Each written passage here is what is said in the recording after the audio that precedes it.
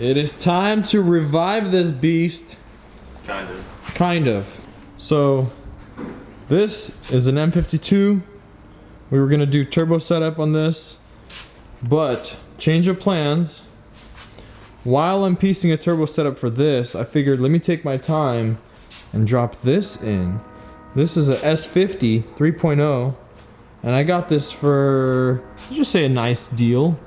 So that's gonna be my temporary solution.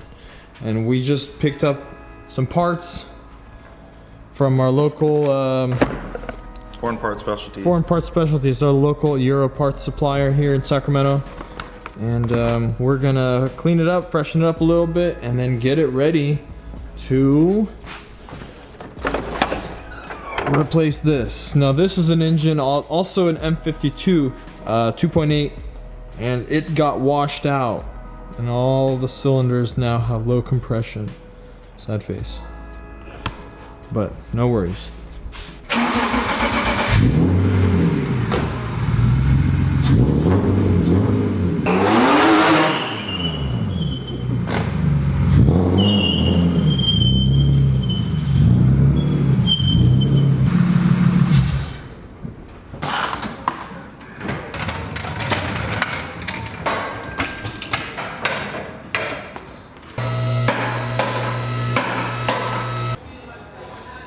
Car's up in the air, so instead of talking a whole bunch, we're just gonna get straight to it and try to capture what we can.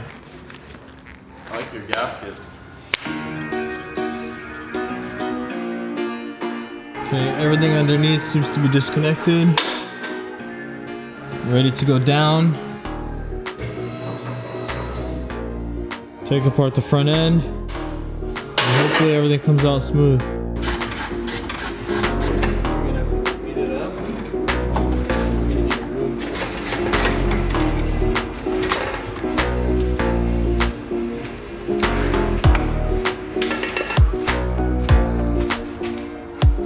Ready to come out? Yeah, I think so. We struggled with this, the X20 plug for some reason didn't want to come out, so I had to break the tabs, but it's off. There's probably something we're forgetting. No, the heater core lines, but we'll get them once we start pulling it out a little bit. Yeah, we gotta get to them and make some room a little bit. Yeah. Besides that, I think we're good. Now we're good. we'll find out. We're gonna find out the hard way. Yeah. Hey, pull up your pants. Can't. This is that moment when you start figuring out the puzzle pieces of all the unforeseen things to pull this out.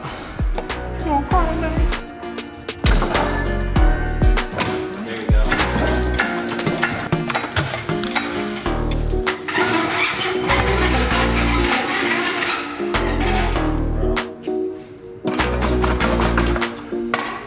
Look how easy that was, Arthur. So here's the clutch. Everything looks good. Cleaned it up.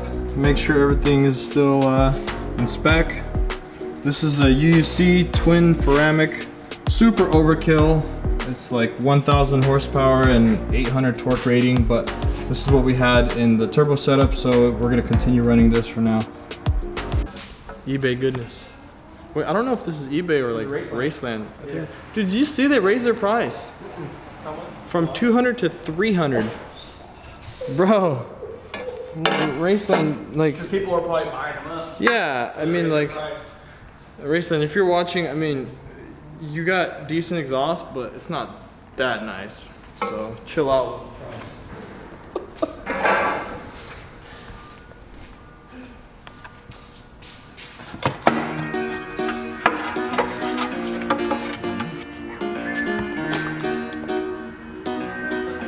All that for the baffling that's in there. The baffles are doing their job. These are Achilles baffle.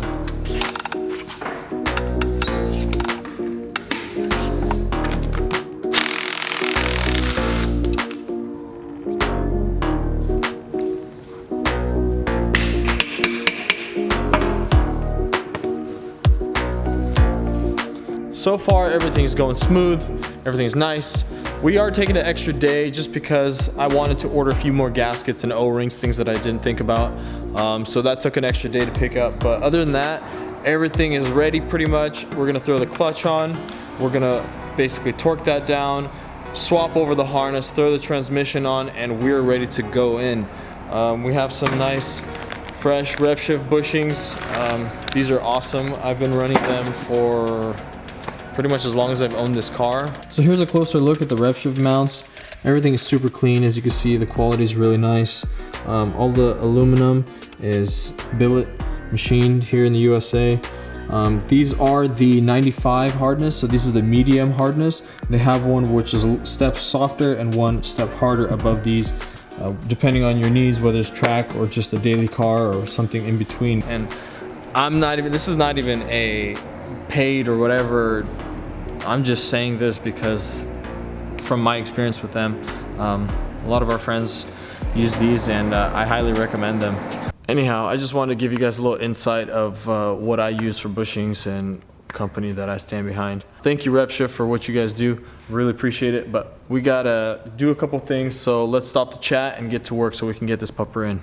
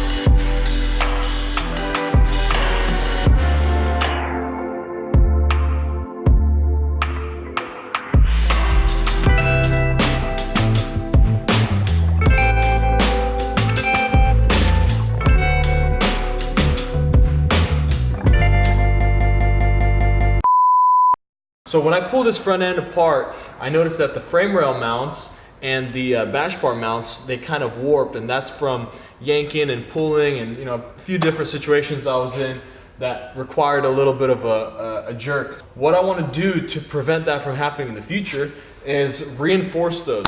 So what I did is I went ahead and designed a template. My friends at Stellar Built cut out nice little templates that I will be welding onto the chassis as well as the bash bar. So this will add, as you can imagine, a nice bit of rigidity and strength so that this plate doesn't flex and warp again.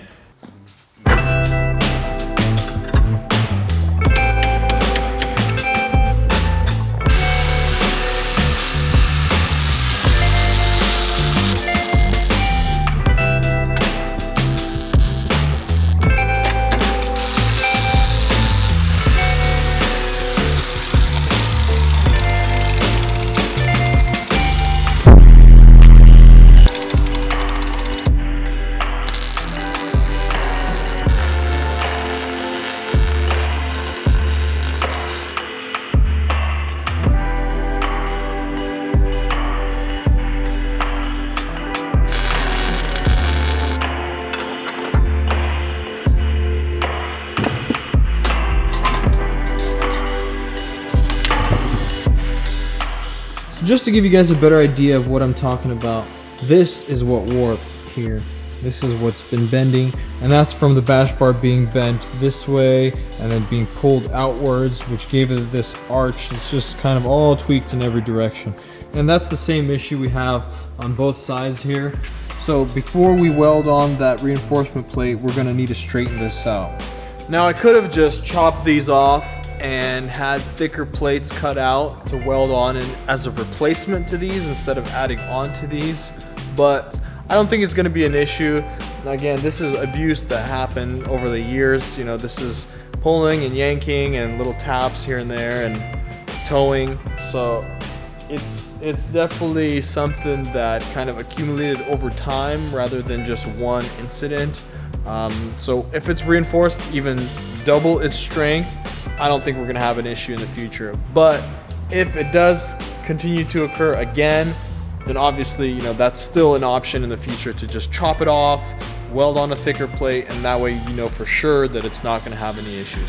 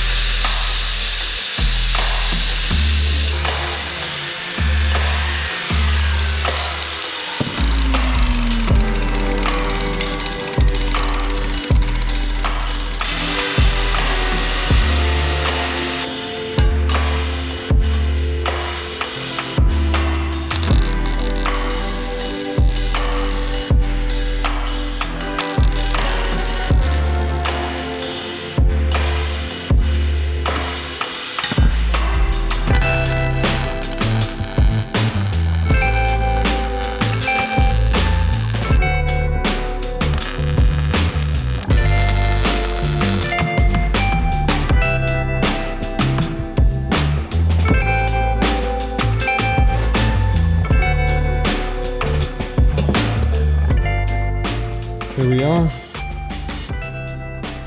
Everything welded together, bolted up, sandwiched up. The welds are not the prettiest. It's kind of in a rush, but it'll do. You can't see any of that anyways. It's all just purely function. Anyhow, on final assembly, we'll go ahead and paint it. Everything will be nice and clean, nice and fresh before the engine goes in. Yes?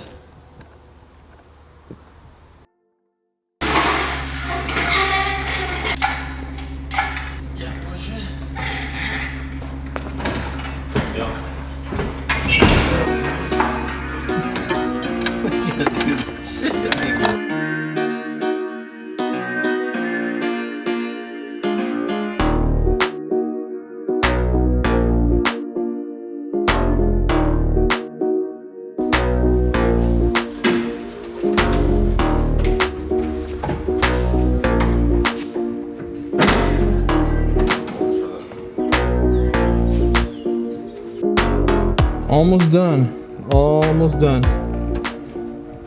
It's all pretty much assembled. A couple little loose ends. Wiring. Fluids are next. We're gonna fire it up for the first time.